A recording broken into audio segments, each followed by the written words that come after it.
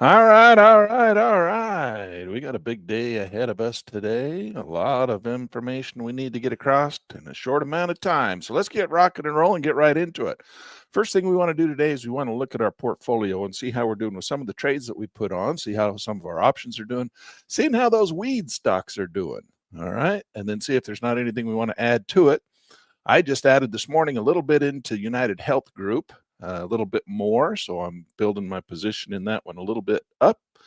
And you can see right now we're sitting here looking at United Health Group. First of all, we're up with our option that we started in here. And that one, we paid $14,000 for it. We're up $8,000 on it. That's a pretty good return. We're up 58% on that one already. So 58% return in about 6 weeks. That's not a bad return. You're not going to get that at Cash Valley Bank. All right. So as we always say, you're not going to get that at Cash Valley Bank.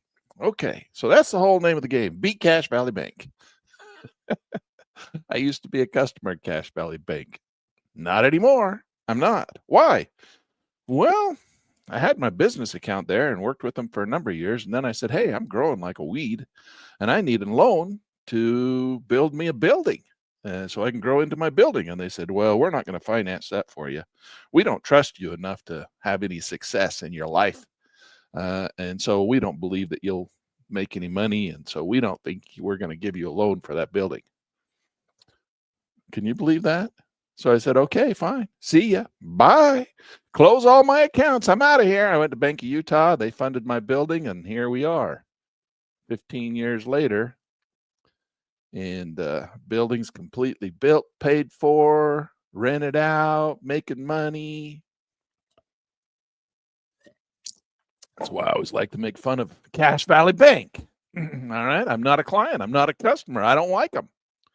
I do not like them, Sam. I am. They offended me. They were not good to me when I was doing good business with them and growing, and they turned me down.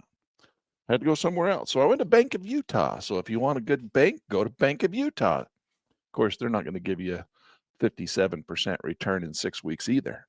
You have to come to Land Turner to get that kind of money.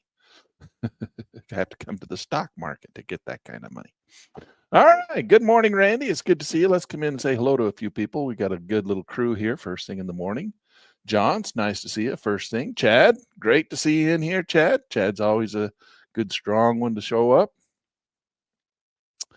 And then we got John C.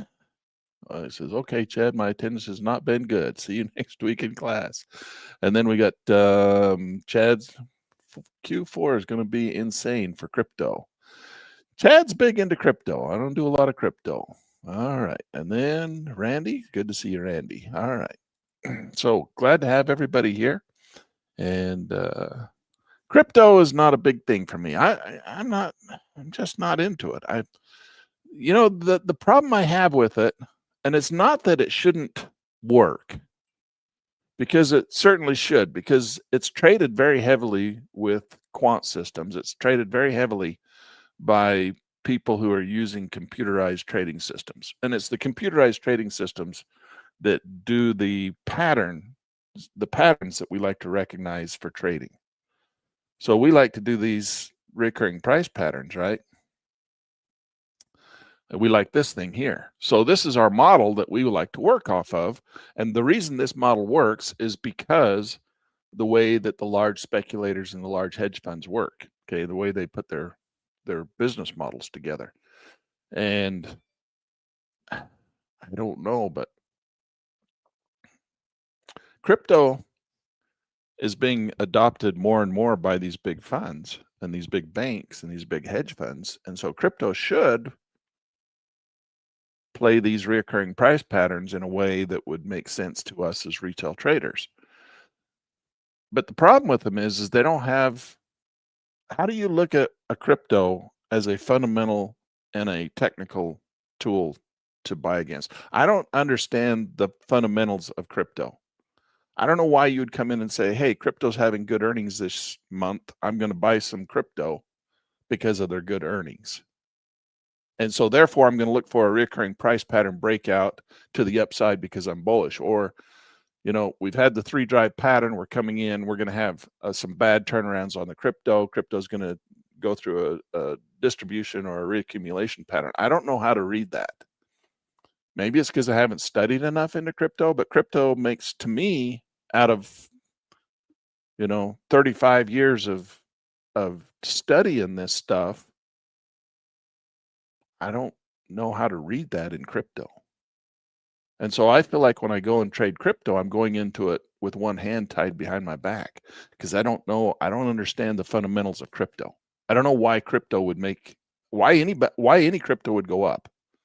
Why would crypto go up? I mean, it's not like they're out making widgets and they're selling more widgets. What drives crypto up? It's just the demand from college kids who think that's the next great thing. And I know that that's what's driving it with the Trump administration because he's talked about it. He tells you all the time, the kids are the ones who are driving this. He's like, TikTok. I love TikTok now. Why? Because they helped me get elected. So, all right. Well, the kids love to trade crypto, and and so he's got people on his staff that says you got to cater to the crypto world. Okay, so they're going to try and pass some laws and rules and regulations that allow crypto to be traded a little bit more easily, and they're going to actually allow banks to use crypto on their books, and they're going to allow banks to allow people who want to buy houses to use crypto to buy houses, to use it as income sources, to count it as income. They never allowed that before. And so they're going to allow that. They're loosening up all this crypto and Bitcoin and stuff, and they're going to try and, I understand Bitcoin a little bit because I played with that market for a long time, but I still don't ever see any fundamental reason why. I mean, just because it's rare, there's only a certain number of them. You can't keep printing them and making them like you can with a US dollar. And where, we talked about this last week, the crypto world, the stable coins are all tied to the US dollar. So all they are is an extension of the US dollar. And everybody's like, oh, that's good, right? I don't think so. I don't know. I don't understand if it's tied to the US dollar and they keep printing more dollars and the dollar goes down in value. We have 3 to 4% inflation every year, which is really just the devaluation of the US dollar so that they can pay off the $37 trillion national debt. I don't know. I don't know how crypto makes money. I don't know why the only reason I know crypto would go up is because Chad wants some. Why does Chad want some? Because he was told by the media or by Twitter boys on Twitter that he should have some. Why? What? Because it's going to go up. Why is it going to go up? Because the banks are going to be able to use it for back. Okay. But what does that have to do with the price of rice in China? Nothing. I don't understand it. I don't understand why I would want to buy crypto. Why? Because it's going to go up. Okay. But what's going to keep it up? What's going to make it go up and stay there? Why does it want to go up? It's a currency. Okay. So is gold. But I can bite a piece of gold and I can, I can melt down gold and I can make jewelry out of it, or I can put it into electronics, or there's something I can do with it, right? It's a commodity. It's something that's got value beyond itself. You can use it for something. You can make gold fillings out of it. You can make, silver. We can put it into cars and vehicles, and we can use it. Platinum and palladium. We have reasons why those are valuable. We make batteries out of them. We make catalytic converters out of them. We do things with them. Crypto, what do you do with it? I got no interest, Chad. I don't really. I got my hands full with. I got my hands full with stock market, and I feel more comfortable over here. And I'm an old guy, and I'm just not interested in it, really. I try to understand it, but just it makes no sense to me. I don't really have an interest in it. The financial market is so big and so wide and so varied and has so many places that you can go down and so many rabbit holes that you can go into. There's ETFs and there's bonds and there's stocks and there's growth and there's, income, and there's just so many things you can do. There's interest and there's all kinds of things you can do. And crypto is just another one of those rabbit holes that I've just not found a lot of. I just don't have the interest in it. I got really into currencies at one point, into Forex when it was hot. Yeah, Jay, I'm basically the same thing. I have, and I don't even have any Bitcoin anymore. I sold my Bitcoin and moved it all over into my, I have the derivatives of Bitcoin. So I have like BitO and stuff like that because they return a big dividend. Chad, does any of maybe you can tell me, I don't even know the answer to this. Do any of the cryptos that you're all excited about, do they return a dividend? Can you even trade options on them? I don't think you can even trade options on them, right? It's just straight up, you buy the currency and you're looking for growth only. It's a strictly growth thing, right? And they have explosive growth. Yeah, Chad. So you don't get a dividend return. You don't get options on them. It's just strictly growth. And then I don't know why they would ever grow other than hype on Twitter. Oh, it's going to go up. Let's all go buy some. Okay. Yeah, there's going to be derivatives on them. So, I mean, that's the same with Bitcoin. We got BitO and we got all these ETFs, but I've not seen any ETFs in the stock market, not yet, on crypto. And they may come, but still they don't have any intrinsic value. What's the intrinsic value for crypto? Is it the same as for Bitcoin? Because I know Bitcoin, the intrinsic value in Bitcoin is that there is very few of them.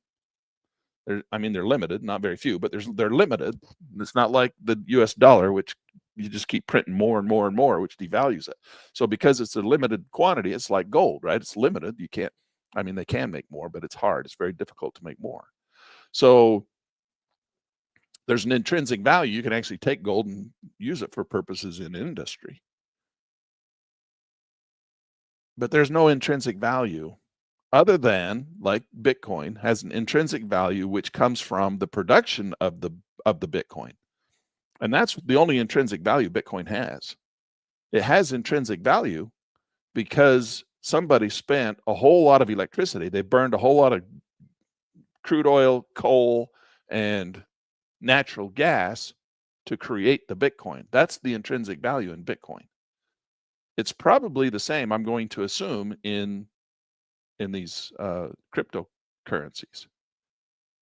Bitcoin has intrinsic value because it takes a lot of electricity to make it. Therefore, somebody spent a lot of money burning natural resources to create Bitcoin. That's where so it becomes valuable to the person who created it. And I'm not going to sell it to you because it just cost me a whole bunch of coal, natural gas, and crude oil to make it, and wind power and solar, however you want to make it, right? So however you made your Bitcoin is the cost of it. And maybe that's the same with these stable coins. And do they make them the same way? Do they have computers that make them? How do they come up with a stable coin? Is it the same way? I don't know. I don't know if they mine them like they do with Bitcoin. Maybe they do. Maybe that's where the intrinsic value comes from. See, I just don't know nothing about it. And problem is I'm so deep into what I'm doing now and making such good money. I don't feel like I need to go and venture down that rabbit hole yet. And I'll say yet because maybe at some point there will be a reason why I'll get all excited about it. So I haven't seen any on the stock market. I haven't seen any stable coin ETFs. Maybe they're coming, but I haven't seen any yet. They just barely started doing Bitcoin ETFs last year, a couple of years ago. So it's a new thing.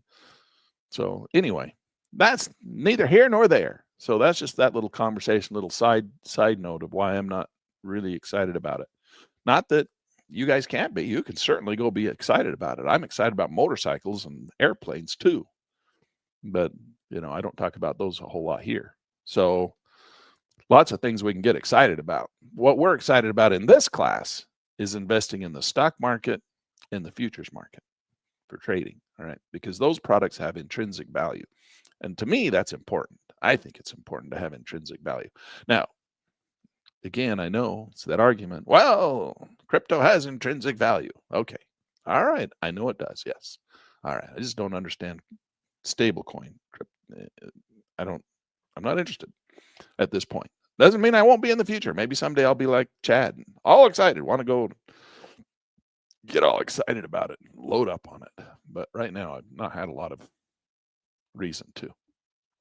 So I'm back to UNH. Let's go look at United Health. All right. There's a company. They sell things. They have intrinsic value. And they had a rough time because they made some mistakes and didn't count on everybody going out and breaking their knees with pickleball. So they're trying to recover. They're coming in. And it looks like right now to me, and this is why I added in today, is we talked about this on Tuesday. We have this nice little recurring price pattern in here that's going through this little, oh, come on, man. You got to drop backwards like this. Across the top, across the bottom. There we go. So there's our little pattern. And that looks like to me it's trying to break out to the upside. Now, oftentimes we'll get a fake break, just like a good running back in football. They'll fake one way and go the other. But I'm not so sure we're going to get that on this one. I think we're going to get a clean breakout to the upside. And the reason I think that is just because of the recovery. I think we're going to have a recovery on this stock. It's not like it's going to go away. It's not like it's going to, even Warren Buffett bought a whole bunch of it down here and said, no, it's not going away. It's a good company. They're going to be okay. And so he believes in them. I think that that's a pretty good sign for us small speculators. He's putting billions into it. I think it's going to recover. We're coming back almost to the 50% level already. If we go from the high to the low, right here to here, I mean, we're already coming back. This would be the 50%. This would be the Fibonacci sweet spot retracement level. So we're coming up on that. I think we're good on this one. So my son and I both put some more money into this one. So I think we're going to be good to break out there. Let's go look at BlackBerry because that was one we were looking at the other day. And we talked about this one at great length on Tuesday, so I'm not going to belabor this one, but this is the one that we put on an example of how YieldMax trades their funds, and this is why they have such a huge return and can do those big dividends, is because they're trading with options like this with synthetic long. So it doesn't take them a whole lot of money to make a whole lot of money. And so if we come in here, we just go to chart, you can see that we're up 103%. That's pretty damn good money in about a month and a half. All right. If you can nail it right. So that we're up 76% on this one. And on the shares that we bought, we're up 30%. So that's how they get those big returns for the YieldMax funds. So everybody's like, well, those YieldMax funds are, how are they getting those big returns? They can't do that. They can't fathom how they can get those big returns. This is how they do it. They do long synthetics, and then they do covered calls too. Now, they might not get the full 103% because they're going to have covered calls in here. But they're going to do this. They're going to roll these things every week or every 2 weeks, every 3 weeks, every month. It depends on what their strategy is and what's available to them at the time. But they're going to ladder these things in. So they're going to capture that upside potential better than people are giving them credit for. And, you just need to have a market that runs. If you don't have a market that runs, well, you're going to get a lower dividend because all they can't get the increase in value off of the long calls or off of the long synthetics. They're only going to be taking the premium off of the covered calls. So that's why your dividends will go up and down on those things. Because if they make more money, they give you more money. If they don't make more money that month, they don't give you more money. And then they have reconciliation months. I'm confident. I've never heard them say that they do, but I've been trading them now for a year and a half, and because that's all they've been around. So I've been trading them for a year and a half, and I've noticed a pattern where they have a month where it's really good, way better than all the rest. It's out of the ordinary. And then they have months that are really bad, out of the ordinary. And so they'll be going along and they'll be trucking along, just kind of, a little bit of a fluctuation, and they got good dividends and you're getting good returns. Then suddenly you'll have a month that's just like, what the heck happened? The market didn't go crazy. They just suddenly give you a whole bunch of extra money. And then they also have months where they're going along and they're just tracking along and suddenly have a really bad month or a really bad week, on the weeklies. And it's like, what the heck is going on? And it seems like it happens every month on the weeklies. Every month you'll have one week that's not as good as the rest. It's like significantly lower, not just a little bit, it's significantly lower. I think it's a reconciliation. I think they just like, okay, well, let's give them this much, let's give them this much, let's give them this much, and it's pretty consistent. And then suddenly at the end of the month, they're like, well, we made more than we thought we did, or we didn't make as much as we thought we did. And so they have that reconciliation and they make up for it one way or the other. And I've noticed that. And that doesn't happen every time, because I think sometimes they're pretty good at predicting what they're making. And so that what you comes along, you're like, okay, I'm getting ready. It's been 3 weeks now. On that 4th week, I'm going to expect a reconciliation month. Then you don't get one. It just comes out and it's kind of normal. And you're like, I wonder why I didn't get a reconciliation week. And I think it's because they guessed better at how well they were doing, how much money they were making. So they were able to just kind of stay a little bit more consistent. But you get those reconciliations. So watch for those. I've not heard them officially say they do that, but they have a lot of secrets too. They don't have to tell us everything. So I think that's what they're doing. So that's what this is all about. And that's what this is so cool about. And I think we're probably up here ready to take some profits. We should probably take some profits off of this one. I think we're going to get a little dip up in here, probably fall back down. And at that point, we could look for another rally or something. But I think we should take our profits off on BlackBerry. So I'm going to go ahead and liquidate the options. We're going to go ahead and take those off, liquidate the options. Liquidate leg. I want to liquidate the whole thing. Is that going to let us take off them all? No, that's just the one side. I want to see if how do I liquidate both sides? Liquidate option, liquidate leg as part of an option, roll the option, retrade the option, liquidate leg as part of a multi-leg. I don't want to do that. I want to take the whole thing off because we got call and put in there. Liquidate. They're only going to let me do one side at a time. Have I not got them hooked together? I might not have them hooked together. I don't. Multi-legs and they're singles. Oh, I don't have them hooked together. All right, we're going to liquidate. Let's just see if they'll let us market out of it. They did. Okay, now we're going to market out of this one. Okay, so we got that off. We're going to leave we're going to leave this one on. It's only 29%. It's $500. We're going to see if we might ride through the drawdown on this one. We'll just let it ride for a little while. Just leave it on there for fun. We'll see. We could take it off if we want to, but the blue lights haven't quite caught up yet. And so there could be another burst. But if we get that pullback, it would significantly affect our options a lot more than it will the shares. So I want to take the profits off the options just in case that pulls back a little bit on those blue light crossover. Blue lights haven't quite got up there yet, so it might be some time still. And it is just a little pennant formation, and we know that it's a continuation formation. So there is the chance that it could break out the top of that. But with that blue light coming in, it looks like to me it's the first drive on this new rebound. So drive 1, we get a little pullback. We'll go into drive 2. I don't know how big it's going to be, so we'll just let that sit for a little while and ruminate, and then we'll come back and look at it again.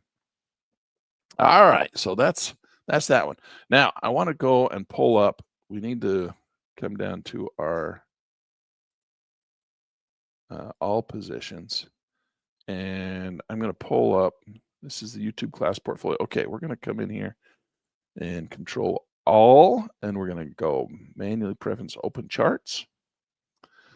And we're going to see how our weed stocks are doing.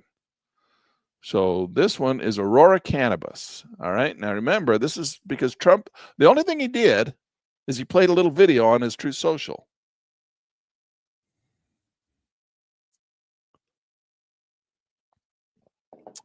Randy's really into these yield max funds too. I think they're pretty good.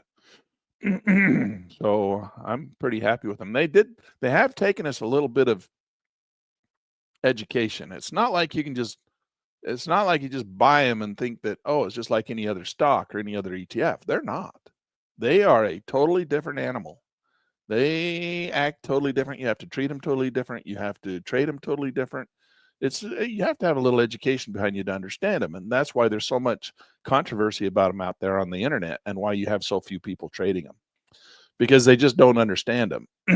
And I admittedly so, when I first started looking at them, I was a little struggle with them too. We had to figure it out. It took us a lot of research and effort. These things are new.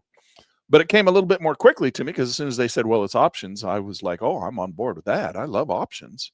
And then when I found out they were doing synthetic longs, they were doing covered calls, and they were doing puts and all that kind of stuff, I got all excited, because man alive, that's the bailiwick we've been hanging out in for the last 15 years. So we're pretty happy with the way they were turning out. But it does take a little bit of knowledge. You have to understand them. Get rid of Misty. The dividend is nice, but the price, I know, it's kind of Rock, you, me, Ben, anybody who has Misty is in the same situation. The the decay of that thing, and we're going to look at that here in just a little bit. When we finish looking at these weed stocks, we'll go over and look at some of these other stocks. And how about I hold on? I'm going to address your issue, because you are exactly right. That Misty is really giving everybody some fits, and it's because Bitcoin just keeps tumbling down. And so the NAV is just, even though we're not underwater, it looks like we are, because if you just look at the yield, I mean, if you just look at the gain just keeps going down, because we bought, and then Bitcoin just keeps flushing like a toilet. The yield off of it, though, keeps paying for that, and keeps our heads above water. So we got our noses above water like this. We're still able to breathe. We're just not making the big money like we want to with both NAV and gain. And so it's keeping us alive. And we just keep taking that money. And I'm not putting it back in. I take that back. I put some back into Misty, because as Misty keeps coming down, I'm like, well, buy low. We'll keep adding in as it comes down. I've been doing a little bit of that, not very much, because I've been taking that money and putting it in other things that are actually going up. So I've been having better luck with other markets that I've been taking the Misty money in and putting it in. So my Misty itself looks kind of rough, because it's a single part of a bigger picture. But the money keeps coming in, keeping us ahead, and if Bitcoin ever rips and starts to go higher, which, Chad, I don't know why it would. I don't know why it would, but they say it's going to. So, all right, well, let's have it rip then. When's it going to rip? Come on, rip, Bitcoin. The only reason it would rip is because somebody wants it. Why do they want it? I don't know why they want it.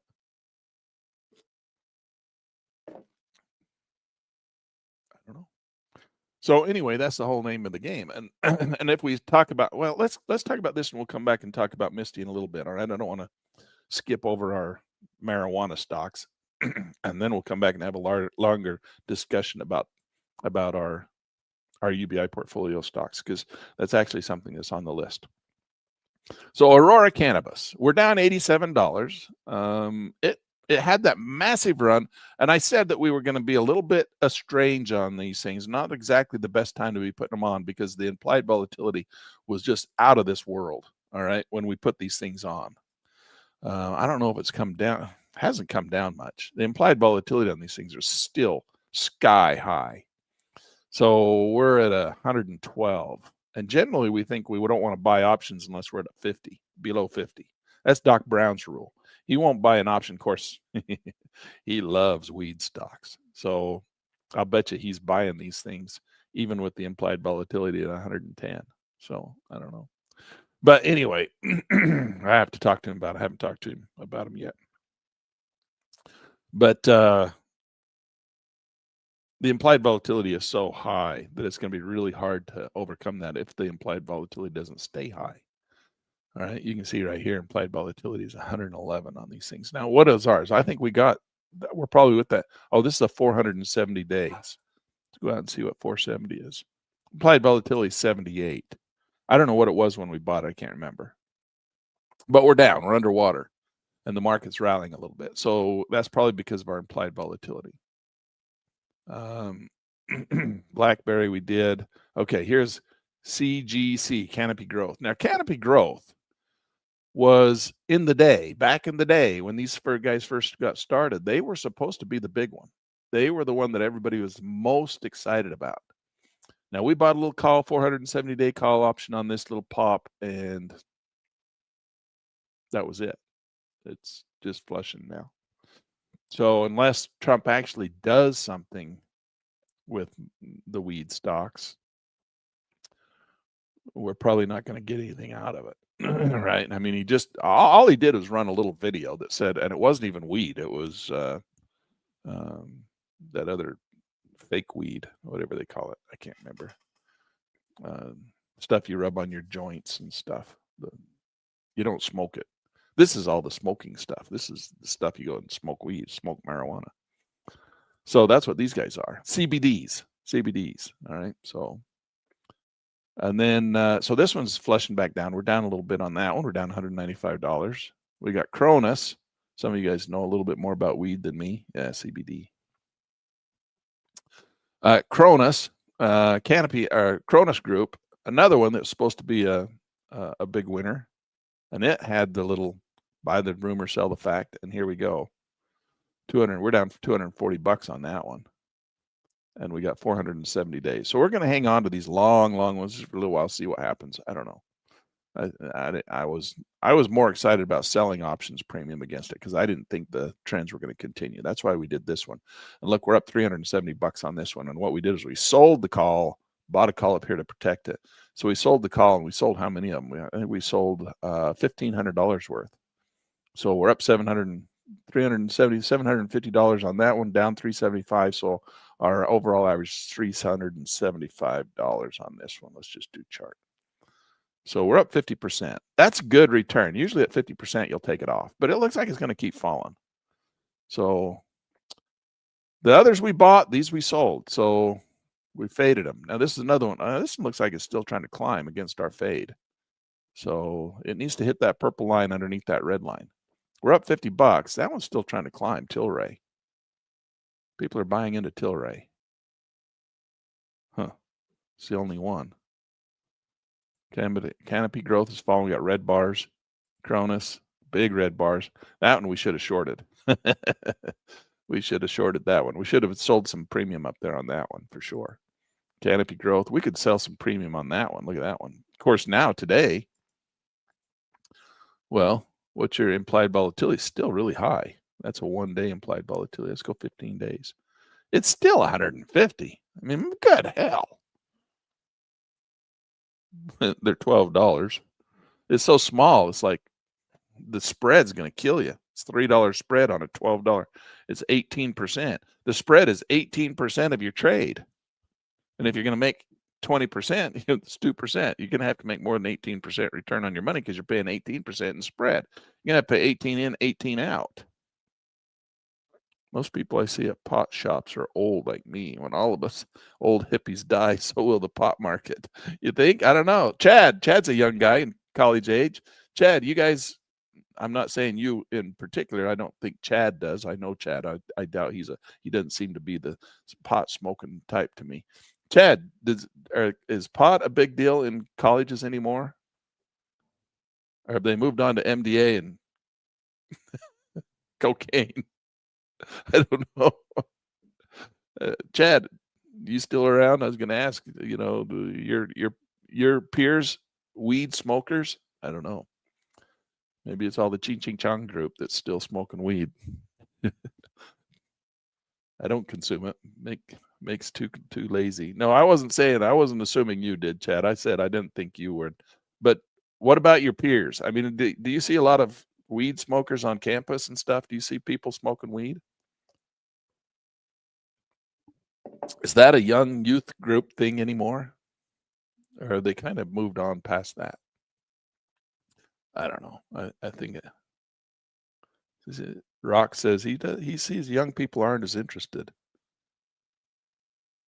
When we were kids, it was like the whole rage. Everybody had to have it. Chad's like, you're not seeing a lot of young kids. Of course, we are in Utah, and we have a high percentage of if you drink coffee, it's the same as snorting cocaine in this state. So coffee, cocaine, Same thing. We're in a pretty conservative state. Jay says he knows a ton of older people. So maybe it's back to what Rock was saying. It's like when the hippies die out, it's going to die out too. I don't know. But these implied volatility is way high. Look at how high the implied volatility is. When implied volatility is, we got to sell some options in this thing. You just can't not do it. We got to come in here and see if we can get something going. Oh my gosh! Look, the problem is they're only $3 to $4. They're so tiny. It's not worth it. $4.50. You're going to pay $3 on a $4.50. You can't do it. $12 right at the money. I don't know. We could put one on there and see. We could put one on and see. Let's see if we can sell a call here. We'd sell the one that we bought. Well, no, it's a different time frame. So we could do this. We're going to come in here. We're going to sell.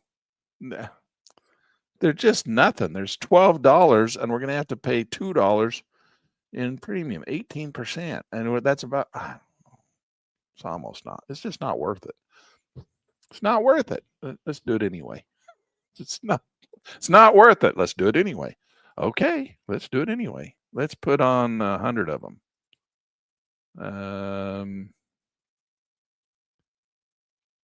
50 of them. We got to do 100 of them. We're going to have to do 100. Yeah. Okay, 100. Is the volume going to accommodate it? It is. Look, people are buying them. We're going to receive 1,200, and then we got to sell one. We got to buy some. And that's the closest we can do is one. So that's a 44% return in 15 days. Bank of Utah ain't going to give you that. Now we're going to have to pay $1 on that one, it says. So if we come in here, well, no, I got to do this. Sorry, I forgot to put in my zeros. So we're going to receive 700. That's a 16% return. Margin requirements $4,250. Buying power reduction $3,250. So we're going to make 16% return. Our spread, we're going to be buying these or selling these. So we got to go down to I think we got to go down one. We're going to pay $300 in spread against a $600 return. A margin requirement of $4,250, which they're going to margin us at max loss. But we're not going to hit max loss unless Trump plays another video on this thing. Even when Trump played this video, it didn't go up very much. Look at the little tiny pop in there. And the implied volatility is just out of this world. Let's just go ahead and see if we can get into it. It's not going to let us have it. Not even in the demo account. It's not going to let us have it. No, it did. It gave it to us. Even in the demo account, it gave it to us. All right. We'll just let it ride and see how it does. Look at that. We're down $337 already. Right out of the gate. Just in cost. Just in the cost of putting that on. $37 more than we anticipated. We thought we were going to get away with the $300, but it was $37 more. All right. So let's go over, and I think we played with the weed. We've discussed weed enough. All right. Let's go over and talk about our UBI portfolio. And we're going to have to go. Let's save that file. We're going to have to open up our other one. Dream portfolio, I think. Is it Dream that we're working in, or is it Richie Rich Fund? Combined portfolio, actual. Okay, I think that's the one we're in. Actual funds. This is the one we got real money on. So let's come in and look at this thing. And what I've done is I've got both. I've got the underlying and I've got the Yield Max fund. So AMD is the underlying and AMDY is the Yield Max version. All right. So we don't watch this market. We don't look at this one and say, oh, look, it's low, it's breaking out. Oh, let's trade this. We don't trade this market. All right. We trade the underlying. I mean, we don't trade the underlying. We do our technical analysis on the underlying, and then we place our orders in the Yield Max fund. So if we're going to buy AMD, this is the market we read. Okay. We look at this market and say, should I buy AMD? Now, right now it's saying, no, don't buy AMD. Do you see why this is not a buy on AMD? Why would I say not to buy AMD right here? Doesn't mean it can't be a good buy. Certainly can. And there's reasons why it could be. I don't know. Let's maybe I'm changing my mind. Let's pull up our model. And I'll lay it down here, make it a little smaller. Have we got to, okay, so we got drive 1. This is drive 1. We got our little pennant formation. There's our little first pennant right there. We got drive 2. There's our second pennant right there. We got drive 3, went up there. There's our spring. Look at this. It's like it's right out of the book. I mean, it's like you couldn't draw it any better. Are you guys like, land's full of shit? And then you look at this and you're like, land's not full of shit anymore. Oh my hell, land's not full of shit. Look at this. This is the picture I drew. I drew this picture right here. Okay, and I said, this is how markets work. If the big banks, hedge funds, and speculators are trading this thing with their quant systems, all right, because this is how they program them. How do I know? I was at the board of trade when I learned how to do it myself, and then they went to, we all learned together. And so it was my generation is the guys come out of the board of trade who are trading these things. So look at this. Accumulation. We got, there's your first right there. There's your second right there. There it came up, came down right in here. We got the spring even right there. It broke that spring. That's right there. See the spring? And then it flushed back down. It's gone through this little phase right here. Now this is the phase right here that we're in. It looks like to me. We're getting a little pop right here. The little pop right there, technically speaking, it should flush after that and go down to one more, down to the 50%. It should give us that ABC retracement. So it should come down like this, right? Give us that little pop, then break that blue light, come down to the 50% retracement of the last major move, all the way down here. So it should come down. See, it came down here, didn't even touch the 38.2. It's giving us the little rally. And this is to get everybody excited, thinking the market's going to go up. And then they flush it one more time down into this region. And then that is our Fibonacci sweet spot. And that's where we start doing the reaccumulation once again, right? So that's why I said it's not a buy. It looks like a buy. They want you to think it's a buy because they want you to start putting your money in here. Now, do they have to drop it one more time? Do they have to bring it down into the Fibonacci sweet spot? No, they don't. AMD could be, you know, they might be happy with this down in here, one drive. I think they want to drive it one more time. This recording is just in the same, it's Rock, you can just get the recording where we finish up on youtube.com/trade mentors with an S, trade mentors. So youtube.com/trade mentors, and that's our YouTube channel. So you should subscribe to that and ring the little bell, flick the little bell and say all, so you get notification when these come out. And then that's where you go find the recording. All right. So I believe we might get one more drop down. Does it mean you can't say, well, I think it might go up here, Lan? This might be the bottom. This might come up, might come down, not break that low and go up again. Could it do that? Certainly could. Certainly. But right now you saw it. All I'm doing is teaching you what I've been taught. I can't predict the markets, but I do pretty good at predicting the markets. I mean, this is predicting the market, right? And we're trying to predict right here. If we follow that same strategy, I don't think we're down here yet. It doesn't look like this one. It looks like we're in this one. Is it going to break and go up from here? Could. And the reason I say, oh, I'm having a little struggle here is because of those blue lights right there. Those little blue lights, mathematically calculated, could be this little section right here. Right there. That little thing right there could be this. And then this down here could be this right here. I don't think so, because it's not in the mathematical model. The mathematical model is down here at 5061.8, down in here. And it hasn't done that. It's just hit the 38.2. So I think there's going to be one more drop down here. And then this is where we start to buy. You make your own decision. That's what I'm thinking. I'm not ready to put any money in AMD. I want to get into AMD. I really like AMD. Tesla is buying AMD and putting it in their cars. Did you know that? My new Tesla that I bought, actually I didn't buy it, I leased it. So my new lease on Tesla lease has an AMD chip in it. It doesn't have Intel, it has AMD. I like AMD, and I would like to have some AMD. I don't have any, but I'm not buying it right now because I think we're going to get one more drop. Do you want to buy it right now? Go ahead.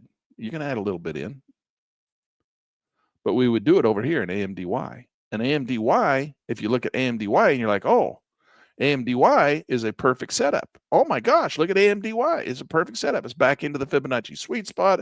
It's right where we want it. Everything's perfect. It's set up. It's like cat's meow, right? It looks perfect. But remember, this is not AMD. These are just the money that is being held in a pot to trade options on AMD. And AMD, when we come over here, looks like we have one more drop to go. But if you wanted to put some money in over here, I don't think that would be a bad thing. I wouldn't fault you for it. That's for sure. And when I do that and I look at the difference between the two, it makes me want to put some in. Makes me say, I think I'll add just a little bit, get started on it. Because if it drops, that's okay. Let's go look at the dividends. Let's go look. Hold on, let me pull this thing up. Let's go look a little deeper into AMD because I'm starting to think we might want to put $1 in there. Let's go to not that one, not that one, not that one. Where does it go? Here it is. We're going to go AMDY.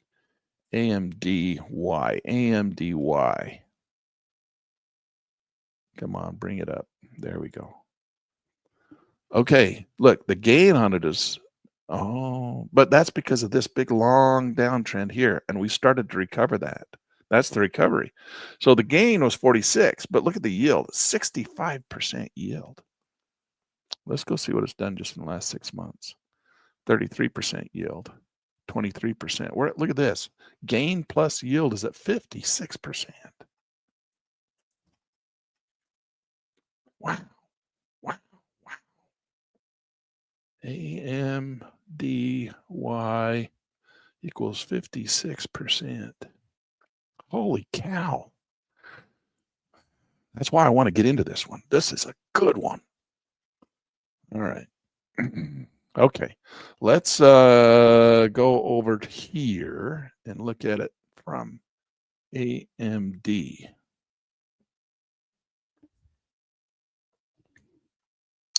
All right. What are they saying there? Today at 9:20, and rumored Intel AMD foundry deal signals potential shift in chip making landscape, suggesting a possible major partnership between AMD and Intel. Oh my hell! That's good news. Look at these guys. September 11th, they downgraded it. Whenever these guys start downgrading, it's time to look to be accumulating, because that's what they do. Downgrade it, knock it down, so they can buy it. Keep that in mind. Okay, what are we looking at here? Earnings per share. It's coming up. It's been higher, 257. And it's at $1 now. What is it up here? EPS, earnings per share, is $1.74. So it's already at $1.74. And we're in October, November. We still got the third quarter to go.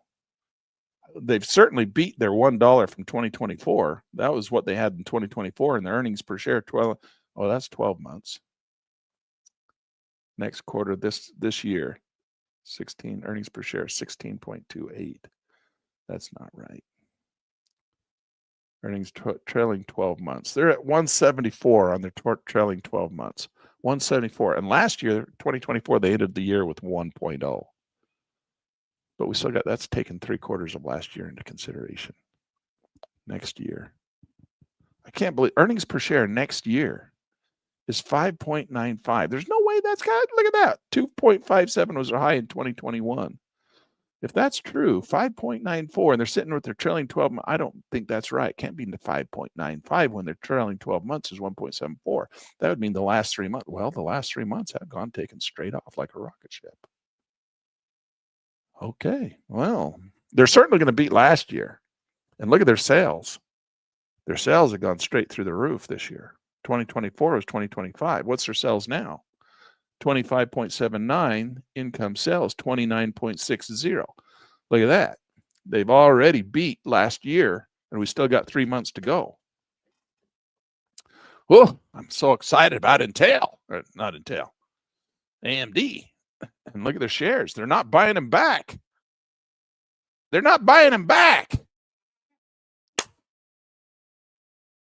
That means they're going up intrinsically without market manipulation. If they were buying them back, we'd get in this rally from manipulation. They're not manipulating their shares.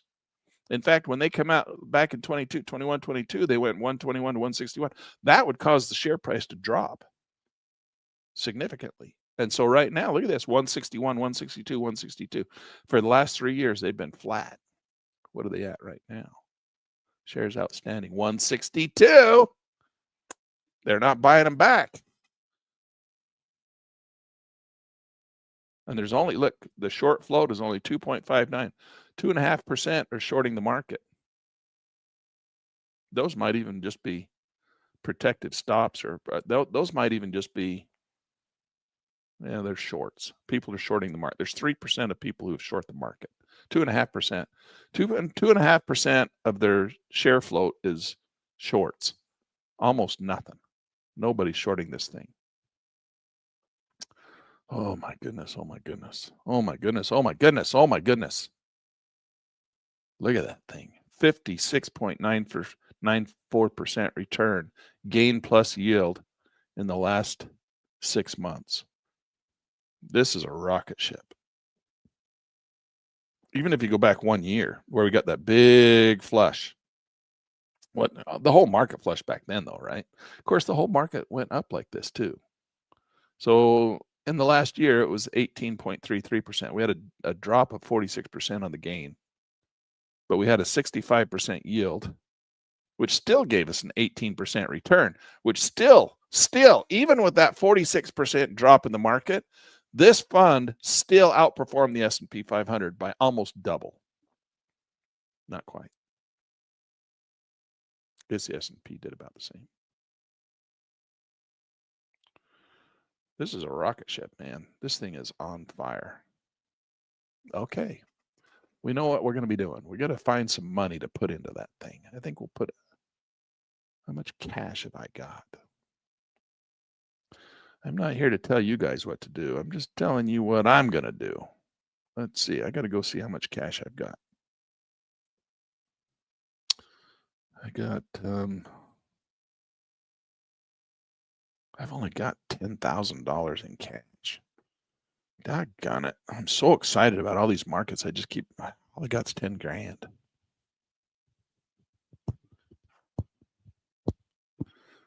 Okay. All right. All right. All right. Let's go to the next one. We got to move along, land. Move along. Move along. This is causing me stress, though. I don't want to put money in it right now. There's too much good news. Too much good news. Are they going to flush it one more time? Well, I only have 10 grand. And by the time that thing flushes and comes down here, I would have another 50 grand I could put in it. So maybe I will. It's got a little pop there. Let's wait and see if it doesn't pull back. Let's go in here and look at a 5-minute chart. Let's go to 2-minute chart. Yeah, see that? That was right on the morning bell. It's pulling back a little bit right now.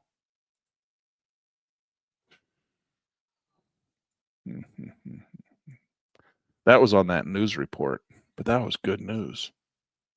We should put some money in this thing. But I'll put it down here. I'll put it in here. All right. All right. Let's go to the next one. Let's go to ARK. This is another one that's on fire. I thought this thing would break down. I thought it would break down. Nothing's breaking down. Look at this. Right straight out of the book. Right up through our uptrend. Went through our sideways trend. And it's supposed to flush out the bottom and come back down here so we can buy some more. No!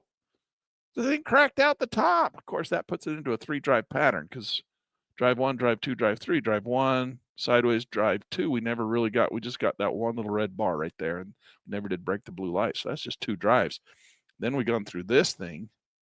I don't think that's following our little rules here. That's still supposed to be this right here. This is this right here. And it didn't break down, didn't crack out the bottom.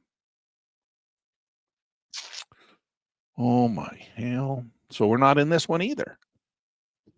We want to buy right here. This is our big load up, back up the truck, sell the kids, sell the farm, sell the barn, sell the pigs, sell the cows, and buy. But this is not down there. So we can't sell the barn yet. But this is a good one. Let's go look and see. Maybe it's not as good as I think it is. Let's go look and see. But it looks good. It looks good. Okay, ARKK. ARKK. Oh, that didn't work. We got to go ARKK. There it is. Got to click on it. Okay, ARKK, 91% gain. Now, the ARKK doesn't give a yield. So that's why we got to do the yield max version to get our yield out of it. Now, write that down, 91%. 91% is what it's doing on the yield. Okay, and our dividend version is what? What's that symbol? AR, it's what is the ARKK version of the yield max fund? Can you guys, any of you guys know?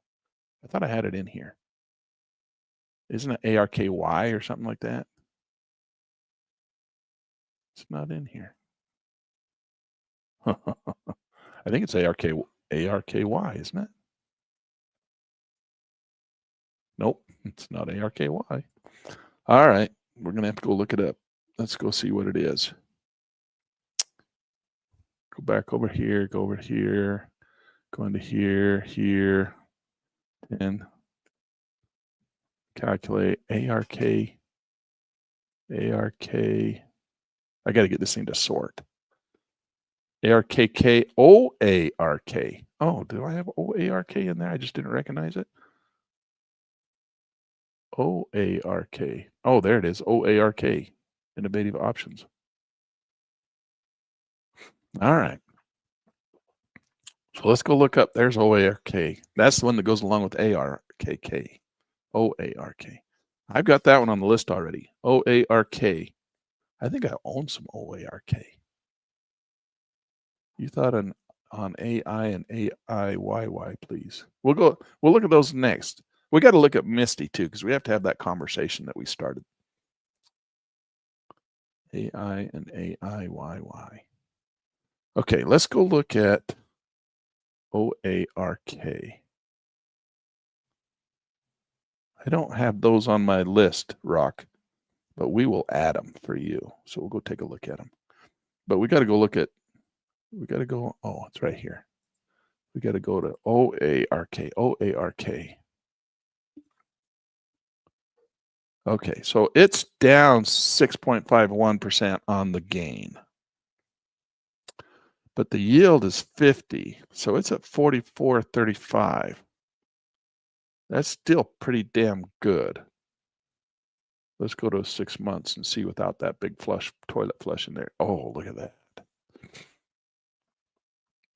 Gain was 35, and the yield is only 25.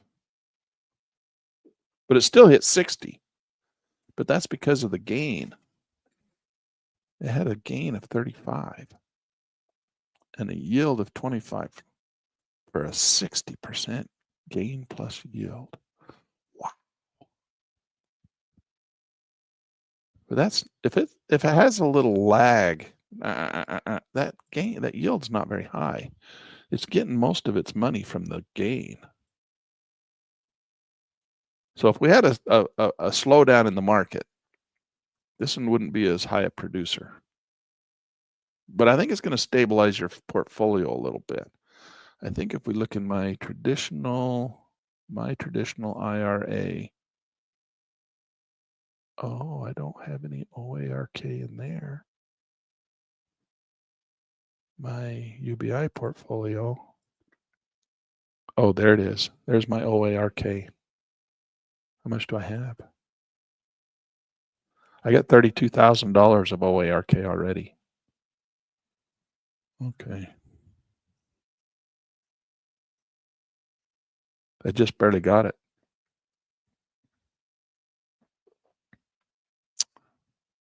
7%. I just barely bought it right there. Look. So that's what it's been doing. I bought it last month. OARK. When I was doing my rebalancing, I wanted some, so I put 32,000 in there. It's not very much. A little bit. It's a starter. All right, it's a starter. Okay, let's go before we jump into Misty, because I do want to do Misty before class is over. We got a couple more we need to do in here too. We got Beatty and Biddo. Beatty. Oh, Beatty's got to double down. 3 drives up. It's only one, but it come down to the 50%. Beatty's a possible. We could add a little into Beatty. Biddo, you piece of. This is Bitcoin. But it's just coming down. I mean, it's just like drive 1, drive 2, went here, drive 1, and then this is where we failed. This was supposed to go up with the rest of the market, and it didn't. It failed early, had a little double top in here, came down ABC, and now it's just kind of doing its little accumulation stage. I think we're okay.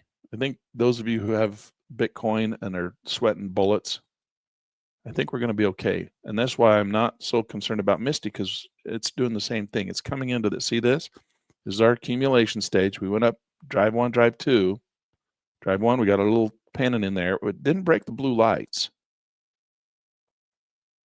And then came in with this little thing here, and it never did get that next rally. It came in and it died early. And now we've got this little double top and then 2 drives down, and we're down at the 50%. We're back in this region here. That's what we're looking at right now. That little model right there. The reason I keep pulling this up, again, this is the computer model that the quant systems trade right here. And that's why it repeats. So we got that right here. We're going through the reaccumulation. I think we're going to be okay. I think we're going to get this breakout right here. How long are they going to accumulate? That's the question before they drive it one more time. They just wanted to buy some more. That's all. And so they drive it down because they want to buy more. This is Bitcoin right here, Biddo. And it gives a good, it's not a bad, when it grows, it grows. I mean, it goes, right? It's Bitcoin, it goes up. But when it, BITO.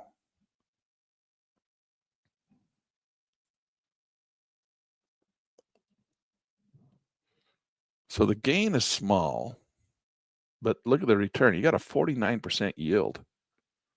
That's why I've got some of this stuff. I switched out of why, what was the one that's yield maxes Bitcoin? I rolled out of that one into this one.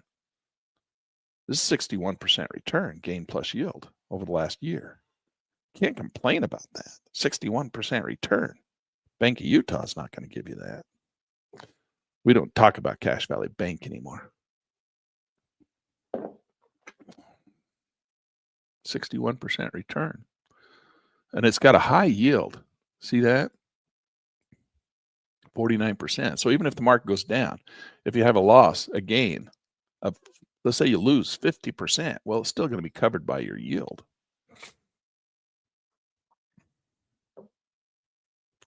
So we got a 61% gain on that one. That's Biddo. That's Bitcoin. If you look at Misty, MSTY, Misty has a yield of 113%. Yeah, the gain is killing us. It's down 41%. But still, I mean, look at this thing. Look at this thing. Look at this thing. It's still 71% return, even with a 41% drop. That's why you can't sell it. That's why I just like stuck in it. It's like this piece of shit. The gain is down 41%. You're like,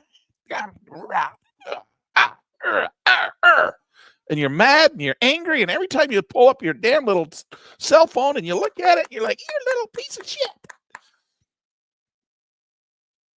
And then you look at how much money you're making on it. And you're like, oh, I guess you're not a piece of shit. Even with a 41% gain and 113% yield, you're still up 71%, which is bigger than anything else in the whole damn market. I know. I'm with you, man. I'm with you on that one. That Misty is a pain in the ass. You're sitting on this big drawdown. You're sitting on this big, we're all sitting on it. I mean, we're all sitting on this big loss in the gain. Just remember, you can realize some of it. You can realize some of it. But some of the loss at the end of the year, remember, you can write off $3,000. $3,000. It depends on how much you have in there. You know, if you got $1 million account, $3,000 is nothing. You lose that just turning between looking at your phone in 2 minutes. But you can sell it off, and at least, you know, they let you write off $3,000 of your income. There's an article coming out in Pitt News Magazine in the November issue where we're addressing all of the tax stuff. Doc Brown's writing an article for us on tax in the on how all this stuff works. You can write off $3,000 of it. And if you got a small account, that's enough to cover your losses. Right?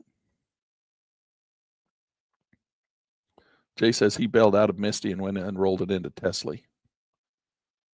Probably not a bad idea. I mean, the thing is the problem with that is that if we come over to our trading platform and we pull up MSTA,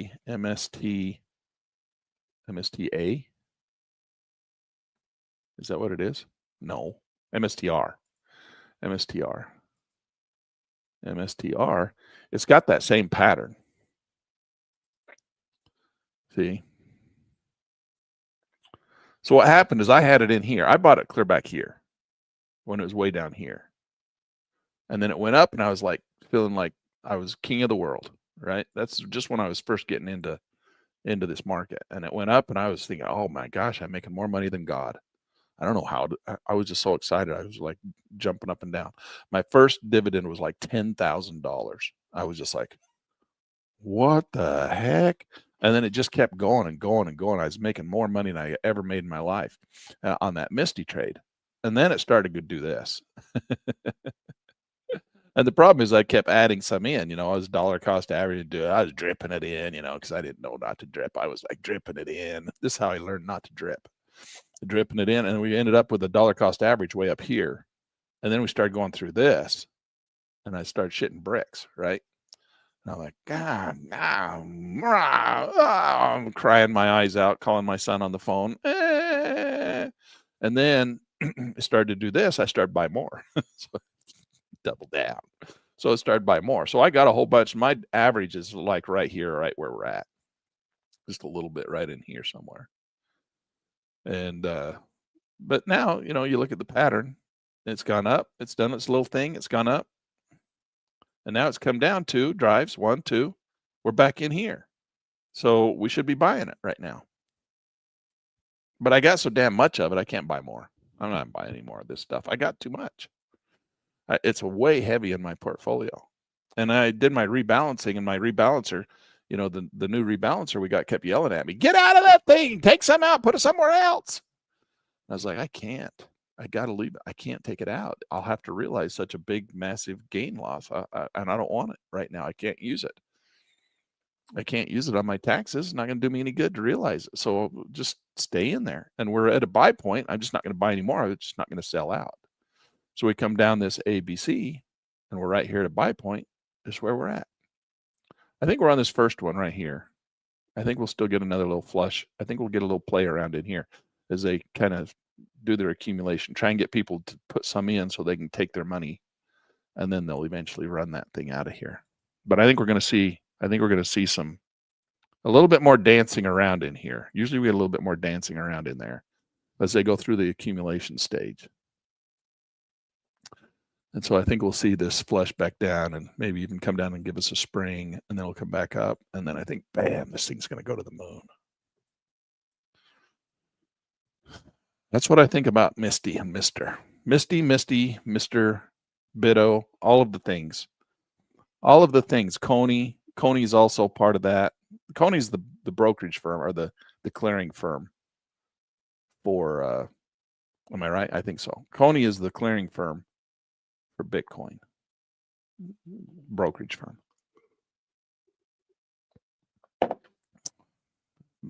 And the other side of that is coin. So coin, see, coin, look at that.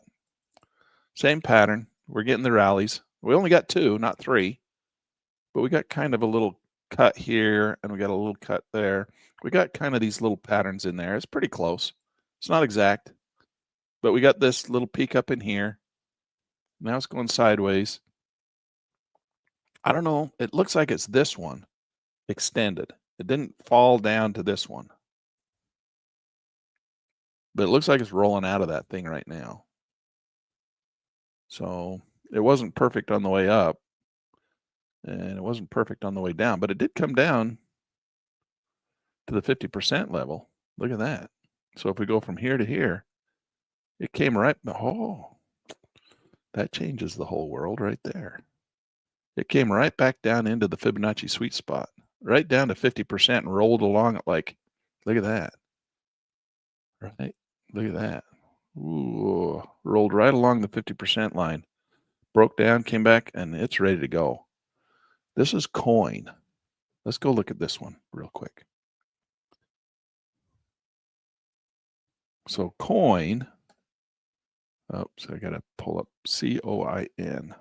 Got to click on it. Coin is up 112% this year. How much in the last 6 months? 120% gain. Wow. And that's even after this pullback into the 50% level. So Coney is the one we trade. Coney, because it takes the profit out and gives it to us right along the way. So over the last year, it's down 43%, but it's given 102% yield.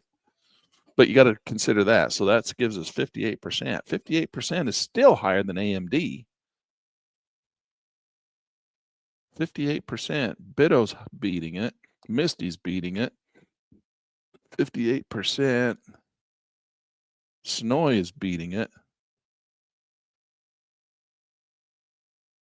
Palantir is beating it. 58%. And it's gone up because last time I recorded it, it was 53. So now we got 58. Got to update our table here. 58. Wow. It's gone up 5%. The yield. Coney. I think I got some Coney. I do. How much Coney do I have in this one? 14,000. Not enough. I got to get more Coney. I don't have enough money. I need more money. I need more money. It's all invested already. I don't have any money left to invest. I need a couple of dividends to come in. We got some coming next week. I got some big ones coming next week, so I should have another 20 grand. I should have 20, 30 grand here pretty soon that I can put in. I got to put some money in some of these markets. This would be another one. I think Coney would be a good one. Except for that's doubling down into this stupid Bitcoin thing. Oh, that's my struggle. Okay. So what are we going to do now? We got to go look at, all right. So Rock, we will see you in the recording. So we did the MSTR. Okay. So we got to go. Where's the one we were going to go look? Oh, there we go. Rock's asking us to come and do AI and AIYY. These are the put option versions. So we got to come and look at the put option versions. So he wants to look at AI. What's AI? That's a C3 AI Inc. AI is just a stock, isn't it? Yeah. AI is just tumbling down 24%. Oh, Rock had to leave, go to the doctor. This is for you on the recording, Rock. You wanted to see these. We'll talk about these because we got to go look at the TSYY too, because that's another one that we got a lot of guys in. So just look at AI because he wanted to look at AI. That's just a stock. That's Arlington Asset Investments. That's not even, that has nothing to do with, that's just an investment outfit. That's not even a artificial intelligence stock. Not interested in that one. All right. Sorry, Rock. Not interested in that one. It's down low if you want to buy it. I mean, buy low, sell high, but you got to have a reason why you think that thing's going to go up. What's the fundamentals on it? You'd have to go look and see. It's a little bit beyond the scope of what we're looking at today, but I will look at your AIYY, because that one is a Granite shares. Is it not? Oh, that's Yield Max. AIYY. Yield Max. AI. Well, it's got some pretty nasty decay. It's not very stable. Let's go look at it from AIYY. AIYY. It's got an 82% yield. I'm not real thrilled about this one. It's down 70% in the last year. 82% yield. It's barely returning an 11% return, which you can't complain about. 11% return is still a lot of money. I mean, in the stock market, generally, I figure anything above 10% is like killing it. So in this market, 11% and it's down 70% on the gain. I ain't interested. All right. So if we go look at TSYY. Now this is the Granite share version. All right. And it is down 64%, but it's up 98% for a 33% return. But this is a brand new model. And if you remember, if you look down here, see this? This is when it was doing dividends. This was monthly dividends. So the distributions were coming out every month. And then they switched it and went straight to weekly dividends, and the thing flattened right out. So you can't take this whole, and this is right straight out of the gate. And I've noticed when these things first come out of the gate that they flush like a toilet. All of them have, every single one of them. And it's because I think they overvalue them.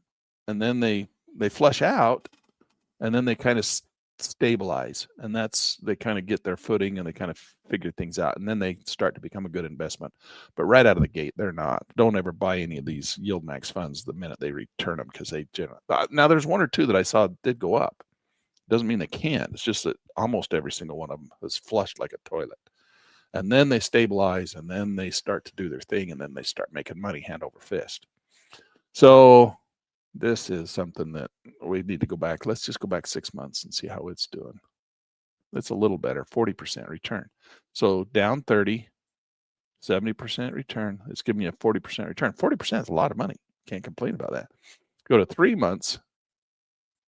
You got 32% return with your gain's only down 6. Last month, it's giving you a 6% gain with a 10% yield, 17% run. This was showing up. The reason this was showing up on my radar, and it's also the put options. So you have to remember that when we do the Yield Max versions, those are doing the long synthetic long calls with a covered call. So you get that synthetic growth. But the problem is there's no downside protection except for the premium you collect from the sold call.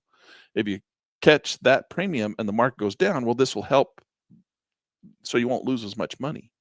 but you're going to lose the money the same as if you just owned the shares and actually compounded. So you have to be careful with that. That's why the yield max has to, when they go down, you lose money just like everybody else in the whole market. When the stock goes down, you lose money. But in this Granite shares versions where they're doing this with the put options, you're not going to lose as much money because they buy covered puts. They buy soft stops. I call them soft stops, right? So you don't get stopped out. It just stops losing money. But you sell your premium up here and you collect these big premiums because they're selling put options, and they're selling them not on the underlying stock. Like TSYY is Tesla, but they're actually not even selling it on Tesla. They're selling it on a 2 times or a 3 times X TSY. They're selling it on a ETF of Tesla. So that's how they get so much money. But they cover themselves with a put. So if the market flushes, they're not going to lose money like you would if you were in yield max. So if you're really nervous about the market taking a dump, right? Which we are. I mean, we come over here and look at the S&P 500. Now remember, 40% of the S&P, 40% of the S&P, and even a larger percentage of the Qs is in like 10 stocks: Apple, Amazon, Netflix, Google, Tesla, Meta. Who else? Apple apps. I think 1, 2, 3, 4, 5, 6, 7. That's the 7 big ones: Apple, Microsoft, Google, Amazon, Meta, Nvidia, and Tesla. That's the 40% of this market right here that we're looking at. The S&P 500 is in those 7 stocks. 40%. That's why the market's going up. It's because of the AI bubble. Now everybody's like, "Oh, the AI bubble's going to pop." Well, okay. We're in an AI bubble. Are we in an AI bubble that's going to pop? It hasn't popped yet, and it should have already. Look at this. Drive 1, drive 2, drive 3, drive 1, drive 2, drive 3. We thought we were going to get a little pullback in here. Now it just said, "No, Lan, I ain't going down." And it started to go back up again. 1, 2, 3, 4, 5. Are we going to get a drive? Yeah, everybody's saying this thing's got to come down, right? Because if we look at a Fibonacci bow tie, this thing's coming up here. Its bow tie is going to bring us back to this level here. That's what everybody's looking for, right? But there's some upside potential if you're gonna play the bow tie. Look at this. We take this bow tie. Where's the bow tie tool? Here it is. So we go here. Let's get rid of this one. So we're going to take this tool and we go here. Where's 100%? Well, 100% would be 200 right up here. So it's up here. So go to 200. On that scale would be right, keep going right there.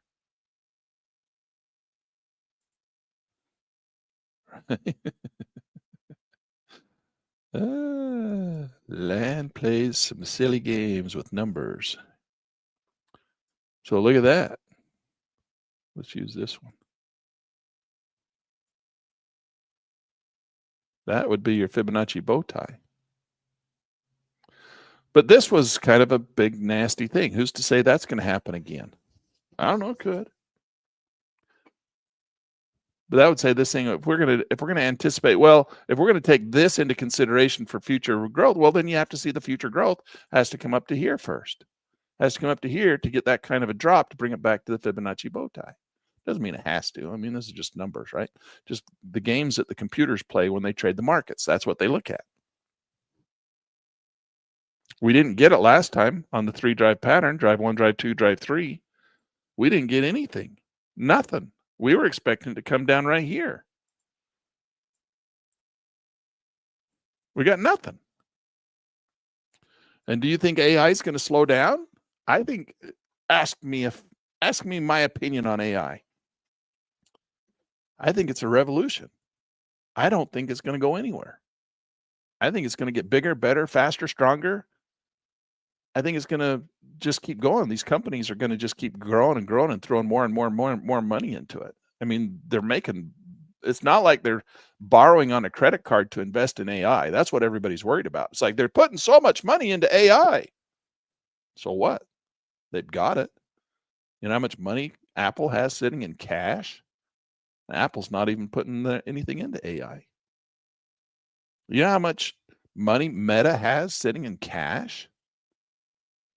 All the money they're throwing into these big AI projects, it's out of their cash reserves. They're not borrowing money to build AI.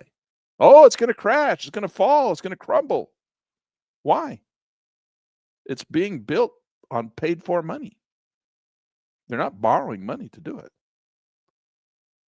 Now they've got investors who are paying money. Microsoft is the one who's funding OpenAI.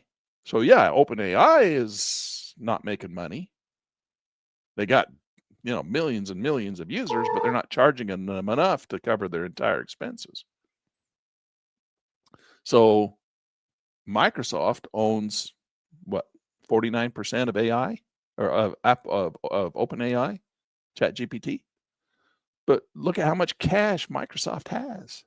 Microsoft's not broke. They're not borrowing money to invest in AI. It's all from their cash reserves. These guys are rich beyond their wildest dreams. And they're paying for all of this AI stuff out of cash. So yeah, it's an AI bubble, but it's not being borrowed against. There's nothing that says the market has to flush to pay for it. They're not going to have to sell all their stock to get a flush out of the market to pay for the AI bubble, like happened in the .com era, right? Those things were all borrowed on borrowed money. This is not. Meta's already rich. They have more cash. They know what to do with. I got some really fun charts that I've been collecting and I'm going to give to you. I just haven't had a chance to put them together yet, show some of this stuff. So I don't know. I mean, traders want the markets to go down so they can buy more.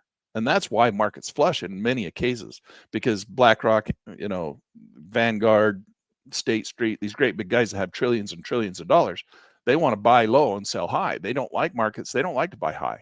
So they manipulate the markets through the process of, accumulation and distribution so they can get the market to fall, which is what this whole model here is.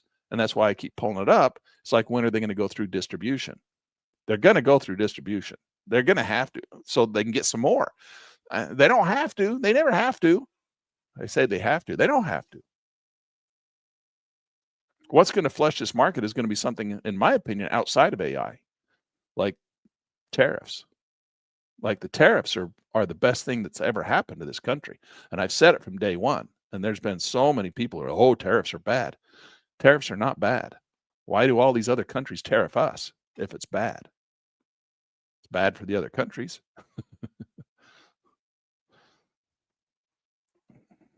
It's not bad for us. Tariffs are great.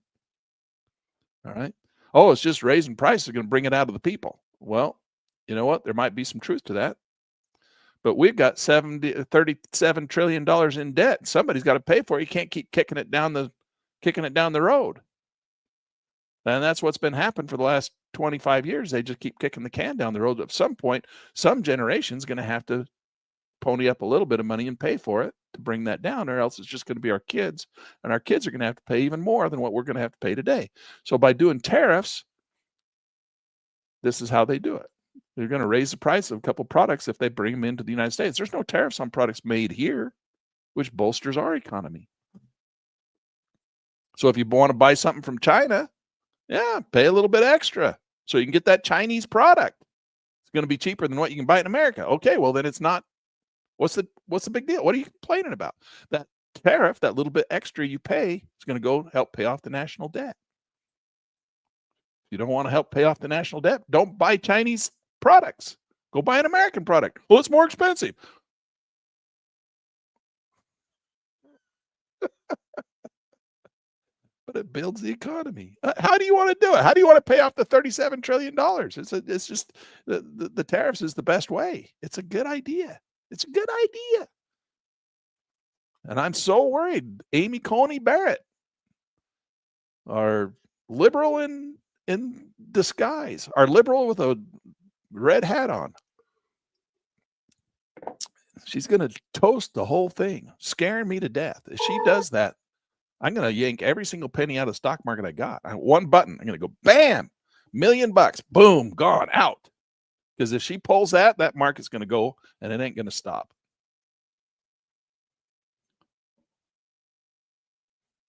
I'm so worried about her doing that. Scaring me to death. All right. Well, we've got one more we need to look at before we go. I wanted to look at Hood. And then we can go. We'll let you go for the day, and we'll pick this up again next Tuesday. So Hoy and Hood. All right. So look at Hood. Oh my gosh, look at that thing. It's another one like AMD where it just went straight up and you wanted it to break down and give you the opportunity to get in, and it didn't. It just went through the roof to the moon. And we got Hoy, and it's, you look at this one and you're like, oh, that's not so bad. It's not even broke the previous high. So let's go look at Hoy. I wanted this one. I got some Hoy, I think. I'm pretty sure I do. There it is right there. How much have I got? $38,000 of Hoy. And I bought it right there just as it started to break back up. I wanted it to break down a little farther, and it didn't. And I was just so pissed. So I got $38,000 of Hoy in my account. Let's go see Hoy. Let's look at Hood first. Oh, that's Hoy. We'll look at Hoy since it's up. Okay, so the gain is 41% over the last year. So this is a new one, and it's one of the new ones that we just talked about. But it's got a yield of 38%, which isn't that great, but look at that, 80%. 80%. Palantir is the only one that's higher. We need to go look at Palantir too, because let's pull Palantir up right now. PLTY. Is it still high? Oh my gosh. 28% on the gain, but it's got an 80% yield. See how important the gain is? We want to make sure we're still doing our due diligence and buying into markets that have at least somewhat of a positive gain. They don't have to have a completely positive gain, but you want to, when you're buying in, you want a dollar cost average down and try and still treat them like a market that you would trade, because that gain is important. The yield is more important, yes, but the gain is still important. All right. We still don't want to have big negative gains like we're seeing in Misty right now. So yield is 79. Even Misty's got over 100% yield. It's going to cover the big gain, but still it comes down. Look at this. We got to update. Palantir has now gone from 93 to 107.93. That's 100% return on your money in 1 year. Oh my hell, that is crazy money. Crazy money. Crazy money. How much Palantir do I have? Not enough. I can tell you that. I don't have enough. I got $155,000 of Palantir. Now, I got out of Palantir when it made that big flush. Right? Let's go look at it. And was it the right thing to do? I don't know. I can't decide if it was the right thing to do. Palantir.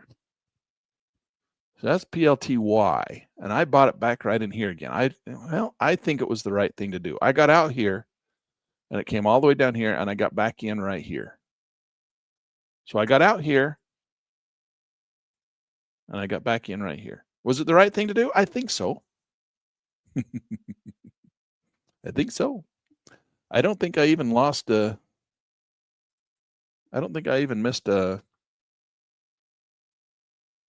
dividend in doing it. I'm looking at my spreadsheet. Now, I don't keep this up anymore because I don't do a good job of keeping this up because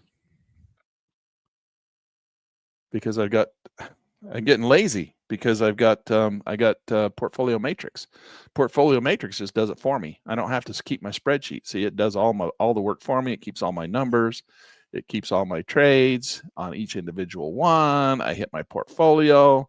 It does all my portfolio for me. I come down here. It shows all my dividends. It keeps them all calculated for me. I'm up $237,000 this year, $84,000 this quarter, $31,000 on the month in just this one portfolio, my UBI open positions. And that's what my spreadsheet does. My spreadsheet does the same thing, but I have to do it all manually. If I'm lazy, I can pay the $25 a month and just this whole thing does it all for me. And I don't have to do it manually. I don't have to worry about it. It does all the calculations. It has all these charts in here that shows me how my equity's doing. It shows I have all my retargeters. I have all my little charts that show me what things are doing, all the percentages. It's all right here, and it's all right here. I don't need my spreadsheet anymore. So I keep it up because we do have some people who like to see the spreadsheet. And I like to see the spreadsheet on occasion, but it's just the open positions is all I can track. I can't track anything else, and it's just so limited on what it can track, where Portfolio Matrix tracks everything. But you can see I haven't kept it up. I'm missing a whole bunch of dividends in here. I need to update that. But anyway, that's what I was looking at. So I can come over here and see that I have Palantir. $155,000 in Palantir. And that was my break in Palantir. I don't think I even missed a dividend. If I did, it might not have been worth it. But I think it was worth it. I haven't sat down and done the math on it yet, but I'm pretty sure. I'm up 60% so far. You can see right there. Love Palantir. But if you like surveillance and you like to be a surveyed citizenry, you like Palantir. That's what they're good at. That's what they're good at. They're good at all the things we don't like about the Communist Party over in China. And they're bringing it to America. Of course they are. Of course they are. Might as well make money on them while they do it, I guess. So, all right, guys. I guess that's all I got for you. Pit News Magazine. You guys, we just dropped the new version. I saw somebody make a comment about one of the articles in there. My article in there was really long, and but it was good. It was kind of an all-encompassing article about the yield max funds and how they work and the ins and outs of them. A bunch of examples, charts. So that's a really good one. I'm going to take that one and we're going to codify that one and probably put it into a little course or something, or make a book out of it, or a white paper or something, because it was kind of all encompassing. Doc Brown's writing a section on taxes, so we'll take that and put it in there, and we'll make that all one nice little book that you could buy. Or, you know me, I don't sell shit, so I'll just give it away for free. But so John's saying that he liked that article. Has a good article in there. Pit News was pretty fun this month. You know, we did have the bad things that happened last month with Charlie and Irina, and so we featured those guys on the cover, and Claire did a really good job of doing the poem this month, turned it into a little song for them and stuff. So hopefully you guys enjoyed that. Give those guys a little bit of a remembrance. And then the articles, we worked really hard on those. I really liked Jordan Black's article. Turned out really good on, you know, what was the title of it? You'll own nothing and be happy about it. So if you guys haven't read that article, that's a good one you need to go read. You'll own nothing and be happy about it. And it all comes back and circles back around to all these yield max funds that we're talking about. So if you don't have Pit News Magazine, I know everybody in here already does, but you know what? Just in case, we need to throw up the Pit News Magazine. We'll let Claire tell you about it since she's such a little cutie. Okay. Quick question. Are you subscribed to Pit News Magazine yet? No? Really? Then what are you even doing with your life? Here's the deal. Pit News on Air is like the espresso shop. I can't watch the rest of her. We'll watch folks, this. I was reading this thing. Pit News, right? Great stuff. Back in Scranton, we had newspapers. We didn't have you know the thing with the facts. Claire Christensen. She gets it. Sharp. Reminds me of my Aunt Margie. Could parallel park a Buick with one hand. Subscribe. How many times have we seen that? I still laugh every time. I think it's hilarious. All right. Pit News Magazine, guys. Pick it up. Go over pitnews.com, get the magazine. You can read the articles. You can listen to the articles because every one of them is recorded. And it's kind of like a podcast. And you're driving around in your new Tesla. You can even pull it up and on the browser and look at it and listen to it in your new Tesla while you drive around. All right. So do that. And have fun. All right, guys. We will. I got to This is the software I'm using, just real quick. We got to throw. Okay, this is the software I use. It's called Track and Trade. They've got two versions, one for stocks, one for futures. This is the website. Track, the letter N, trade.com. This is where you download a free 2-week trial. No credit card required. Okay, go download your copy, then come back here. Follow along, and I'll show you all my settings.